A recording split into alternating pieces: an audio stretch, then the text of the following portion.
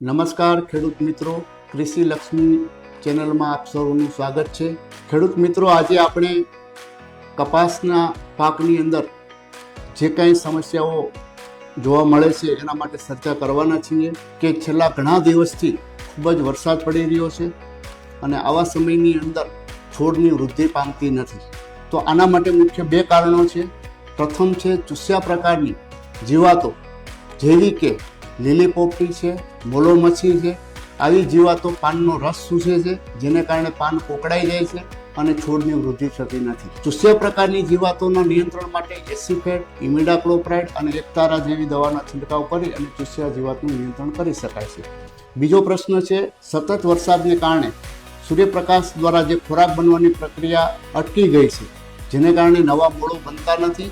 તો ફર્ટિલાઇઝરની અંદર સ્પ્રેની અંદર 19-19 સોલ્યુબલ માઇક્રોન્યુટ્રન્ટ જે આવે છે, સોલ્યુબલ ફર્ટિલાઇઝર આવે છે, તે સાથે 100 ગ્રામ યુરિયા નાખી અને ઉપરથી સ્પ્રે કરવો જોઈએ. તેમજ જે જમીનની અંદર વધુ પાણી ભરાયેલું છે એવી જમીનની અંદર યુરિયા 7 થી 8 કિલો, એની સાથે 1 કિલો વેટેબલ સલ્ફર WDG ફોર્મમાં ભેળવી અને જમીનમાં આપવાથી છોડની અંદર વૃદ્ધિ માટે વેગ મળશે. લક્ષ્મીનો સાગર એટલે સાગર લક્ષ્મી.